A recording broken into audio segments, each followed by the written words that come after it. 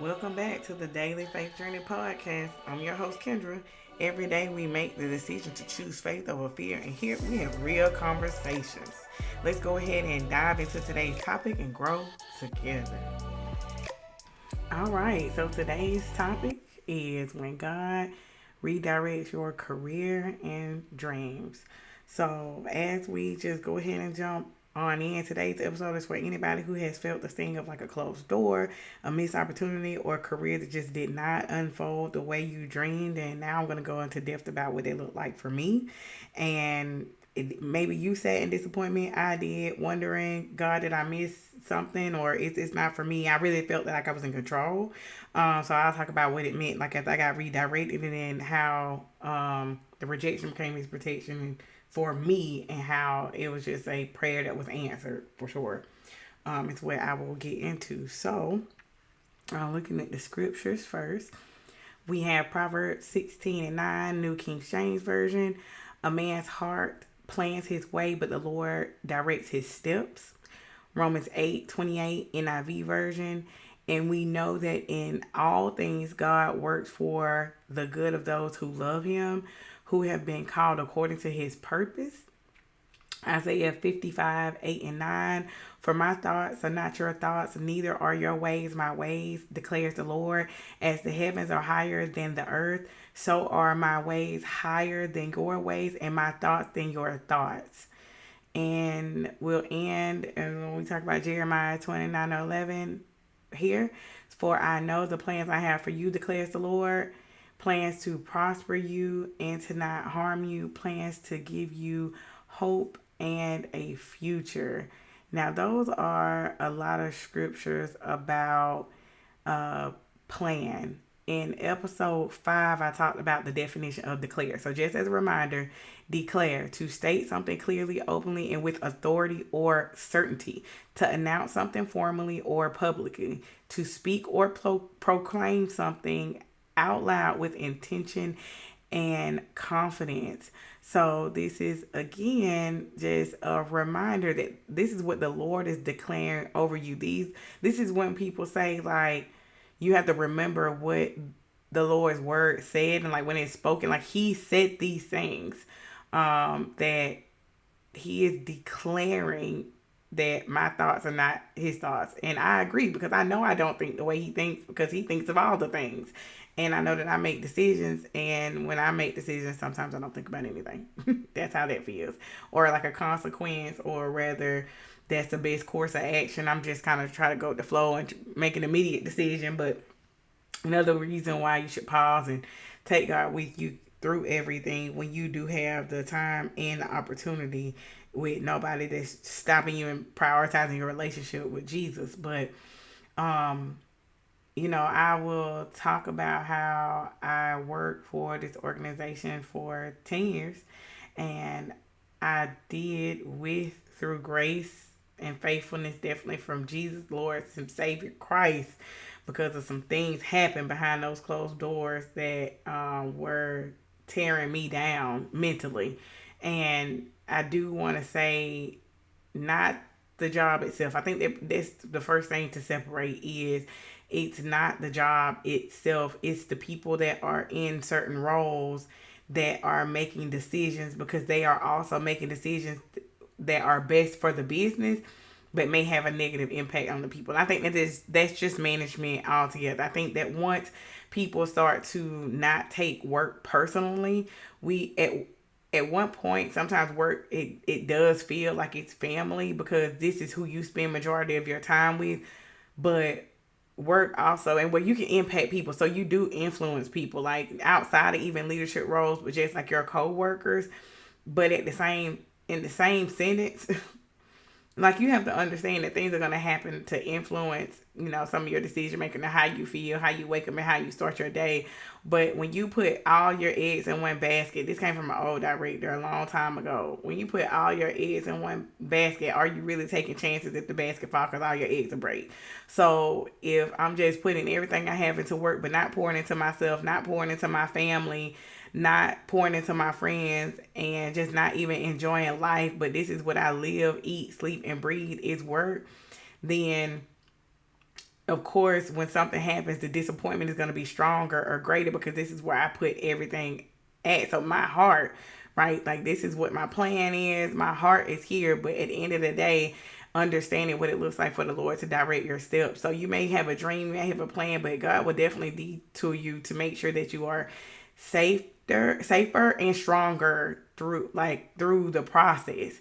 And that's one piece about making sure that you're trusting the process. So I worked there for 10 years, and I was one of the people. I was living, eating, sleeping, breathing, and I didn't know anything about work-life balance, but I felt what I had watched. I know what I observed actually is that that's what people did. They sacrificed it all. They sacrificed their families.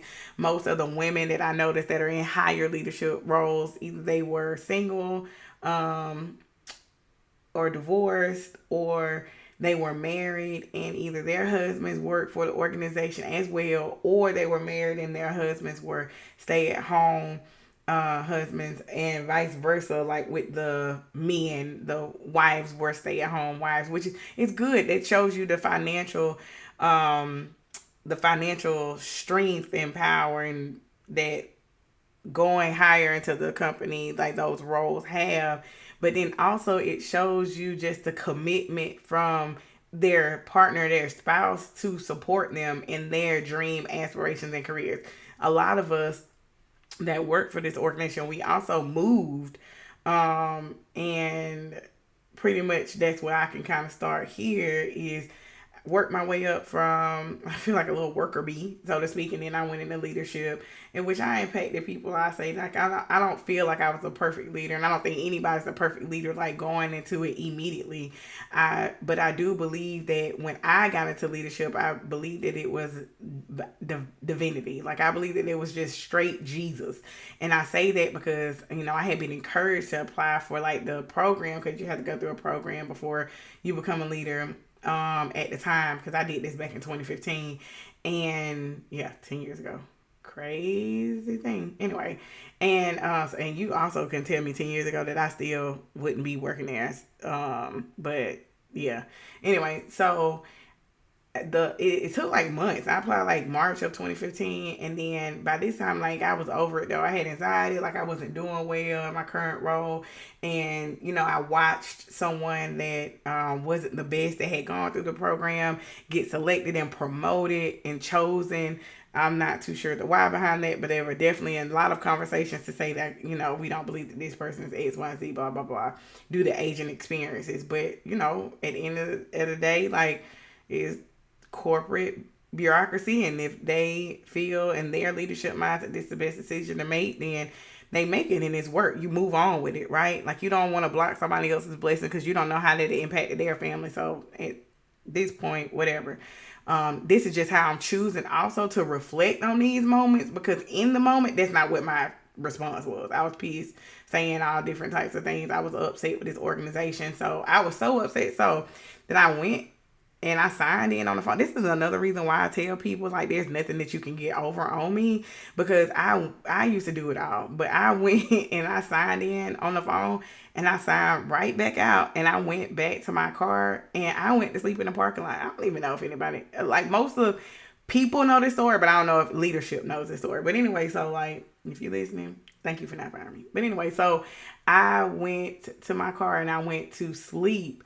And I had just bought a car, actually brand new, because I was trying to get out of an upside down loan, and I had like a 27% interest rate. Credit score was like 5 something. And so I did. I just bought a new car, like 6% interest rate. Credit score finally was up. Like, I was doing so good. And me and my husband, we were engaged. Yeah, we were engaged. And I mean, it just was, everything was going good. But I was just this place of work was just, and the people there were just like pulling me down. And then the customers on top of that, like, I just was taking it so personal, because I feel like I just had worked so hard. And I had just graduated college for the first time with my associate's degree in business administration. And so then, because I'm intrigued in how business works. That's what I've learned about how I feel about business. But anyway, and so I ended up going to sleep in the car, call my fiance, call my mom. I'm like, hey, I'm finna quit. They can take the car back. Like, I'm not gonna have a job, blah, blah, blah, blah. So I walked back in and I'm talking to the supervisor. And I'm like, as soon as I walk in, I'm like, hey, I need to talk to you. And when I'm telling her that I need to talk to her, because I'm about to quit. Like, I'm gonna quit. Like, I'm not gonna come back. She was like, hey, hold on, before you need to talk to me, there's someone that wants to speak to you. And at that time, like, we had like the little desk phones. And so the manager from that department had called that I applied for that program like 3-4 months ago. Cause it was March and this was like July. So what, April, May, June, July, like 4 months ago. Yeah.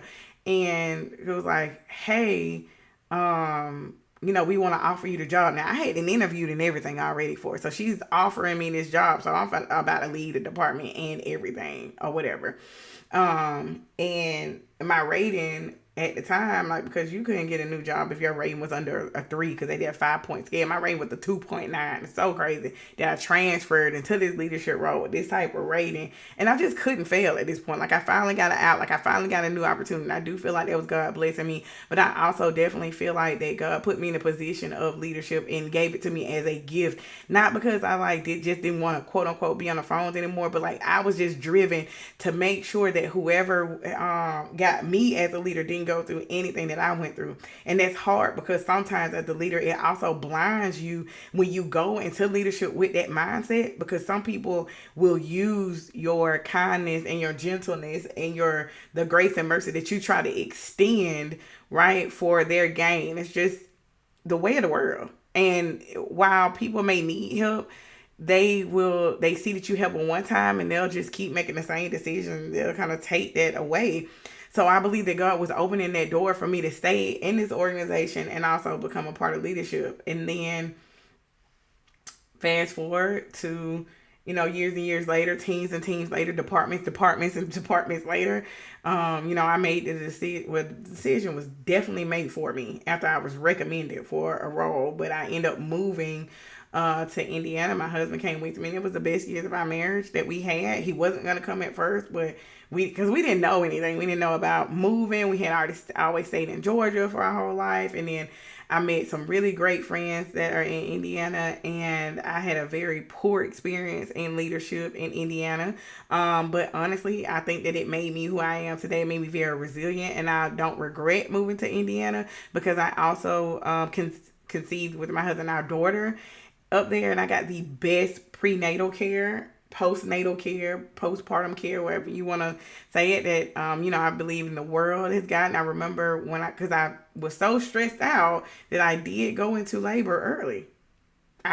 So serious. I went into labor 2 months early, and my husband wasn't working. Well, he had started working at the time. He had just started a job like the day I went into labor, because he was driving trucks or whatever. But anyway, he did truck driver school. Like, everything that we have to give us a foundation to today, to be blessed, to say thank you, Lord, was like we got a miracle child that was born at 2 pounds and 3 ounces at 8:11 in the morning, that had the tiniest feet and that cried and screamed. And she does not stop talking now, but she's a miracle, and I love her. And so while I always had a dream of being a mother, I had just previously in, I think episode 2 or 3, like just earlier, even in this podcast, just everything I kind of talk about or whatever, but definitely I would say episode 3 for sure about Hannah's prayer. But episode 3, I want to make sure you had the reference to go back to it. It's like, I had a dream of being a mother, and this is where that dream was answered, but it was answered in the midst of a lot of calamity in my life, where I was crying every day. I was very frustrated. There were things that were happening in my career that I was like, because I moved behind with the intention in my head that was like, okay, I've been a supervisor here, a supervisor there, now a supervisor here, and I moved that I was going to become a manager. But it just felt like I just didn't do enough that what I needed to do, or that I was not supposed to be a manager there or like anywhere else. But at this point, I got pregnant. I'm the only child. My husband's the only child. We decided to move back home, and then boom, COVID hits. So now I did transfer as a supervisor, so I still was in that same role. But then I was able to really master that role. Like, I started doing well. My team was doing well. My team, like, one thing that I always had stuck with me when I first entered that program back in 2015, that God opened the door to was that, you are no longer responsible for your results, but it's your team. It's about how you motivate your people. It's about how you support them. So at this point, I'm not even responsible. So that's why the score takes care of itself. That's a book, by the way, that I do reference all the time. When you manage the right behaviors and things like that, everything will fall into line the way that it's supposed to fall in line, and that includes you too. So like when you look at it from a spiritual perspective, when you behave the way you're supposed to behave, when you respond the way you're supposed to respond, when you're seeking and disciplined at seeking and praying without fail and believing the word of God, like your life, it will turn around the way that it's supposed to turn. And I think that sometimes we forget that, even though because we have a plan, that's not the plan that God has for us, right? But he has plans with an S for us, meaning that like if something changes, like God will he has a backup plan to make sure that you're good based on the decisions and things that you make. And we have to also understand that everything works together for our good. So while there are some things that happen within the workplace, within some of the people that was there, while I was in another state and moved for this organization, I got the most out of my life that I could ever get also in the midst of that. So God will still bless you in the middle of calamity. It's up to you to make that separation. So that would be my response today to this day. And then even when I was like, oh, I'm never going to be a manager, blah, blah, blah, blah, blah, I do believe too that like at that time I wasn't meant to be a manager in that organization permanently, because I did get accepted into the program that teaches you how to be a manager and successfully complete that based on the conversations that I had and the work that I put in. But when I applied for those permanent roles, a lot of people I was up against other managers, people that had already been managers. It would be easier to not necessarily train them. The talent pool was just so competitive in that area, and I understand that. And there are things that transpired while in that program that I kept applying. I think I ended up doing 6 total, like whether that was agency, just another like a hiring manager type job, which I ended up leaving before they ended up interviewing me for that one. I do think strongly I would have gotten that role based upon what I knew and the research and things that I had did. But the reason I believe that I also was protected from that, because they were included like in layoffs or something like that, if I remember.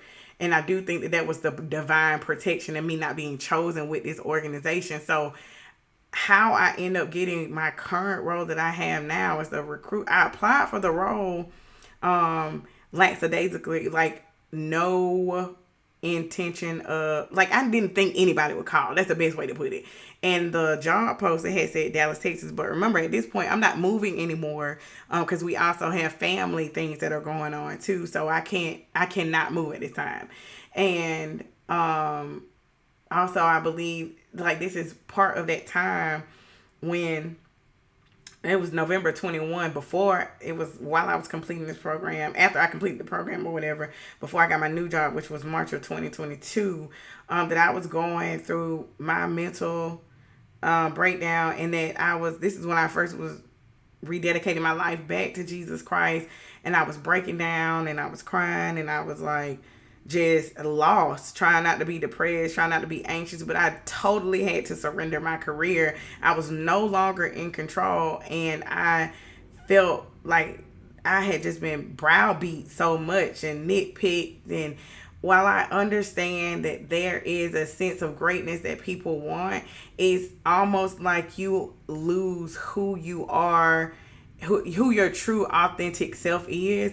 But I believe that this is a big opportunity for people that are intercessors and people who are able to comfort and feel the emotions of others, especially when you're a very gentle-hearted person, because your heart can be deceiving. It is difficult for some of us, including me, to sometimes separate word from who a person is personally, because you know who they are in real life, but then at work it's just like completely different. But also they're just trying to survive. They're just trying to make sure that they do things that they need to do. And I believe that sometimes in this organization it's just like this good old boy system, and it's just so hard to thrive because there's something always wrong. And I think once a leader realizes like there will be things that will happen that will not go right, but we should still celebrate the wins, and you celebrate more of the losses, most of the time your team is not going to thrive.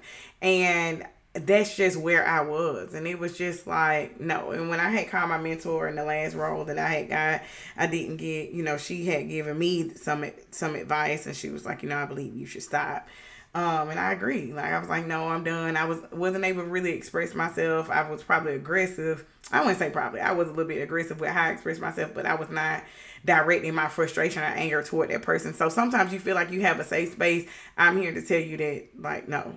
Unless you got like maybe a peer to peer, but like you have to be very mindful about how you express yourself too, because you could just build up this reputation and then in no time, it's gone like out the door when you just have one response and you feel some type of way you don't agree.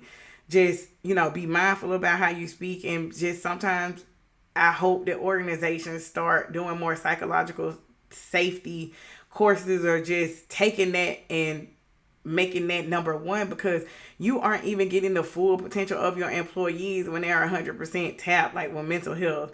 And even now, like what I was going back to now, how I got this role, it said Dallas, Texas. Sorry, let me go back. It said Dallas, Texas. And so the recruiter called me, and I was out of town. She called me, and I was like, hey, I'm so sorry I applied for this role. Like, I can't move to Texas. I said, it's in Texas. I said, you can go ahead and withdraw my application. And she was like, oh, no, I'm just a recruiter out of Texas. I'm on a contract. It just won't let me change the location. This is a remote role, but you'll have to go to Boston, like every quarter. And I was like, oh, okay. And so I'm like, I talked to my husband, and I was like, you know what, regardless, I'm going to take the interview. I take the interview, and then I do the first interview, the hiring manager. These people were about to offer the role to somebody else. And that first interview was at Friday. Monday, I did a panel interview, and they had an offer in my inbox Tuesday morning. And I was like, wow. And so, of course, at this point, I negotiated the salary and everything else. Like, God, like, okay, if you're going to move and I surrender this to you and this is who I trust you, I will go ahead and I will just say yes. And then if this is not right, like, I know that you'll redirect me. But the turning point for me was just all the no's that I had gotten. Like, it was just like I wasn't supposed to be there. And so when I look back at the last 3 years at my current employer, I believe that I would not have been able to take the time off that I needed, that I got for bereaving my stepmother and just family members, had I still been in that old organization while I was, again, going through like a lot of grief, a lot of loss. And when a no shows up now, I don't even question it. Like, the fact that I'm not, if I wanted to like try to look for something more, like, because I still occasionally apply just to kind of just be out there, and also the organizational changes, right? So I'm just gonna be honest, I still occasionally look, and even just applying now just to try to see, because I've graduated school with my master's, I'm in school for my doctoral degree, and like, I know that there's a bigger impact that I can have in the world, and not just from a leadership perspective, but my leadership perspective is a gift. I've prayed for so many people at work. I've met people and built relationships, and just continue to put God first in everything that I do. But I'm so thankful that He answered my prayer of me being valued, because I do feel as though I can be valued and supported with the time off and the mental health and stuff that I need. So when a no or a delay shows up today, it's frustrating, because I know that God's word said that He will give increase. But I also have to remember that I have to be able to manage, and be able to manage whatever increase, be able to manage whatever attacks come with the increase, the elevation. And one thing that I would just say to somebody else who feels stuck or overlooked in their calling is to allow God to the time that He needs in order to either pull you out of where you are, or remove the people that are inhibiting you in your current space, because God can answer either way. So either you're not supposed to be at that company, or you're supposed to be at the company, but He need time to remove senior leadership or peers that are out to get you. So regardless of what your move is, as long as you're respectful, you're glorifying God, you're acting as though you're in the image of God, like, and you are feeding your spirit, I'm telling you right now, you need work-life balance. Pour into yourself, pour into your kids, pour into your husband, and just make sure that you understand that the way you think is not the way that the Lord thinks, because He has gone before you, right? And that everything, no matter how painful it may be in the moment, like nothing is going to compare to the glory of God and what glory He's going to get from your life and the things that you go through, seriously, because you're creating witness for somebody else. And that's Romans 8 18. I consider that our present sufferings, this NIV version, are not worth comparing with the glory that will be revealed for us. And 8 and 19, for the creation waits in eager expectation for the children of God to be revealed. For the 20, for the creation was subjected to frustration, not by its own choice, but by the will of the one who subjected it, in hope. 21, that the creation itself will be liberated from its bondage to decay and brought into the freedom and glory of the children of God. So, us knowing just at this moment, and just the fruit of the spirit, and just believing in Jesus, and knowing that all things work for our good, but knowing that you have a plan, like God will turn you, but not only will He turn you, but He will give you the community around you. He will give you the scripture. He will give you the church on Sundays. Like, you can pour into your spirit daily, and you will be okay. Because I did not think I was coming back from all those no's. I was tapped. I was like, I'm not good enough. Like, those are the things I started speaking into myself. Like, no matter if I'm like at work, I'm being asked to do the work of my peers, because there's so many of us, and I'm in this program. Like, if somebody was out, I'm being asked to watch teams and this and the third, you would think that I would be trusted enough to be selected for the role, and that I could continue to grow. At least that's what my thought process is. Like, how am I doing this work but I'm still not good enough? That it just was not making sense to me. But now that I'm in the new role that I'm in, most of the things that I learned, if not all, have now been applied to the company I'm in now. And then they even stretched me even more. So even going into this new role, I have been stretched into product management, project management, having 4 different types of departments underneath me, decisions on departmental structure, communication with change management, adding different policies and procedures into place that were not had, and just different advancements and things like that I have been privy to. So I do believe that where I am now is preparing me for what is next. And I believe that that is the best perspective to have whenever you're going through a change, or whenever your dream or your career is just being redirected. And you never know unless you take a chance on it. And I think that that's the other thing that I learned. Like, unless you do try to take a chance, like, I would say recording this podcast is not a dream, but it's something that was spoken into me. And I believe that it's Jesus telling me that I need to record these things and put this out there. Just even if one person hears all the episodes and nobody else listens, just hopefully that they will be fulfilled by the Spirit of the Lord, and that they will be strengthened, and that God is able to reach anyone who feels like, oh, well, God doesn't have a plan for me. Yes, He does. The plan, you are right where you're supposed to be right now.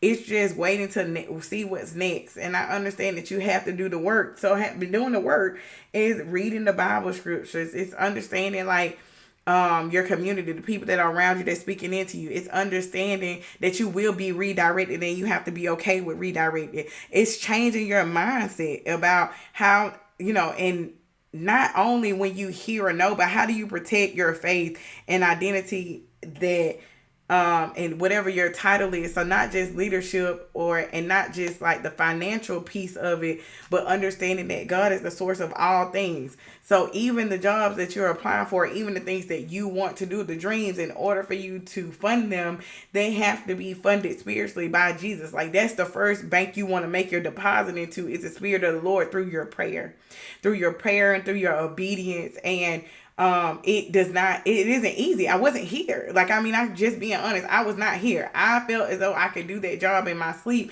and that it almost felt like a sense of entitlement, and that God had to say no and not allow me to go into something where I knew I was comfortable in, because I would choose to not grow in any other way. Probably when I went back to school for my master's, definitely wouldn't have been in my doctoral program, especially trying to go to Bible college. Like, I didn't want to speak. I don't want to do any of that. even when asked to speak on different Bible studies and stuff, I've always been nervous. I'm like, no, I don't want to do that. And I'm just like, at some point you have to understand that when you keep telling God no, he will stop asking. That's how I feel. Because I feel like it was a season where I just completely went quiet. Well, not I completely went quiet, but God will get quiet. And God will he will want you to make decisions based on your past experiences and based on your wisdom. And God does not give us wisdom for us to just only strictly rely on him speaking to us 24/7. But God will speak to you. He will talk to you. But there is an expectation for us to make our own decisions. That's, what I've been talking about kind of throughout this podcast. It's just your decisions matter. Your responses matter. How you are faithful in prayer matters. So the first bank you want to make a deposit into is the bank of the Lord, with your prayer, with your love that you're pouring out to him, and the response that you have in the midst of that obedience. That's the first thing that you want to do. And so, I am thriving more than ever in my career. There are, of course, the green is not grass or on the other side, because it still needs to be cut. But I will say this one lacks a lot of weeds and obstacles that I've gone through before. And recently someone asked me, when I go back to that organization, say if they, did choose me in the manager role, and I'm still in prayer about it. I do not have an answer, because I don't want, one thing that I don't want ever again is to ever feel like I'm in control of anything when it comes to my career. And because I'm learning that is not only just money, because I have always felt whatever we have is the Lord's, like it belongs to him. We're just borrowing it. He has allowed us to have a house. He chose me and my husband to have his daughter for my body to carry her. Like, I am a vessel. I believe that I am, that's the best way to put it. God lends me things for me to take care of them. And you take care of God's people, God's things, he will take care of you.